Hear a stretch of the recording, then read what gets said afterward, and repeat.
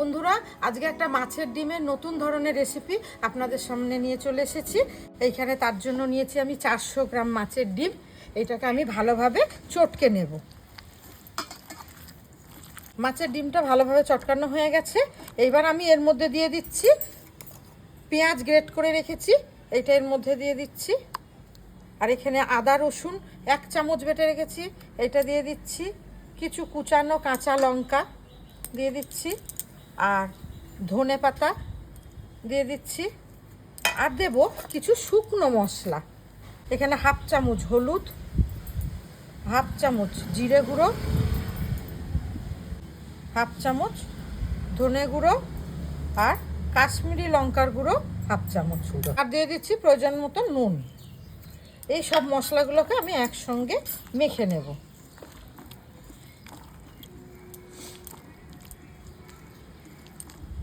মশলাগুলো খুব ভালোভাবে মেশানো হয়ে গেছে। এবার আমি এটা বাইন্ডিংয়ের জন্য কিছুটা বেসন দেব। বেসনটা প্রয়োজন মতোই দিতে হবে। বন্ধুরা, এখানে তেল গরম হয়ে গেছে। আমি আজকে একটা একটা করে ভাজবো না, এটা নতুন পদ্ধতিতে ডিমটা ভাজবো, মাছের ডিমটা। আমি এই জন্য এখানে ফ্রাই প্যানে এই ডিম মাখাটা সব ঢেলে দিচ্ছি। ফ্রাই প্যানের মধ্যে এটাকে স্প্রেড করে নেব। হ্যাঁ, যে একদম ফ্রাই প্যান সমান করে গোল করে আমি এটা স্প্রেড করে নিয়েছি। লো ফ্লেমে কুক করে নেব।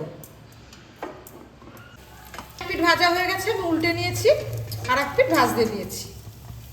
ডিমটা ভাজা হয়ে গেছে, এবার আমি নামিয়ে নিচ্ছি।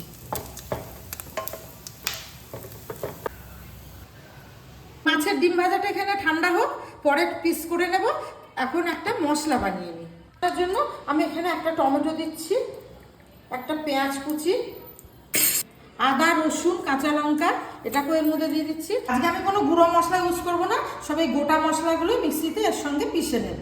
এর জন্য দিয়েছি 1 চামচ জিরে, 1 চামচ ধনে গুঁড়ো, গোটা ধনে, আর 1 চামচ মৌরি।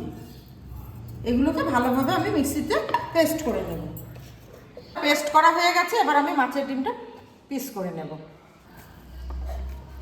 আমি মাছের ডিম ভাজাটা পিস করে নিচ্ছি।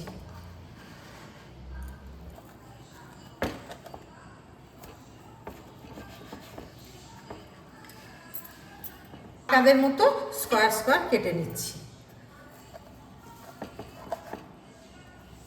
দেখুন বন্ধুরা, কতটা লোভনীয় হয়েছে পিসগুলো, দেখুন কি সুন্দর হয়েছে। এটা এবার আমি রান্না করব। আর পাশ থেকে যেগুলো কেটেছি সেগুলো আমি এখানে পিস করে দিয়ে দেব ঝোলের মধ্যে।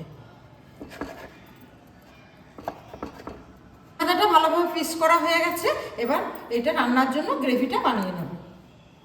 তেল গরম হয়ে গেছে, ফোড়ন দিচ্ছে একটা শুকনো লঙ্কা, কয়েকটা এলাচ, দারচিনি দানা, তেজপাতা, সাদা জিরে, আর এখানে আছে কিছুটা কুচনো পেঁয়াজ। পেঁয়াজটাকে একটু ভাজা ভাজা করে নেব। পেঁয়াজটা কালার চলে এসেছে, এর মধ্যে এবার আমি যে মশলাটা করে রেখেছি পেস্টটা এর সঙ্গে অ্যাড করে দেবো। দিয়ে দিচ্ছি স্বাদ মতো লবণ। এবার মশলাটাকে আমি ভালোভাবে কষিয়ে নেব।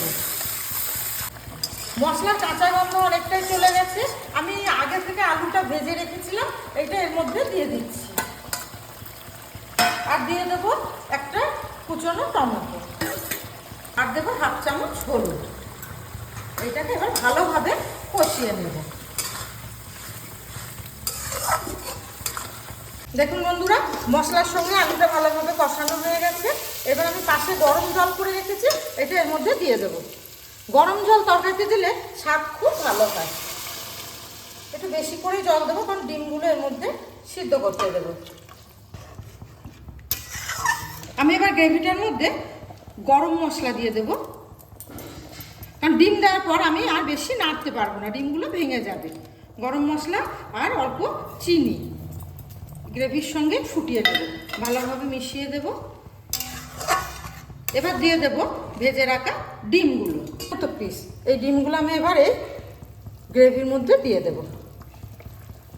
ডিমগুলো এই গ্রেভির মধ্যে দেওয়া হয়ে গেছে, আমি খুব হালকাভাবে নেড়ে দিচ্ছি। এইবার ঢাকনা চাপা দিয়ে আমি 7 মিনিট কুক করে নেব।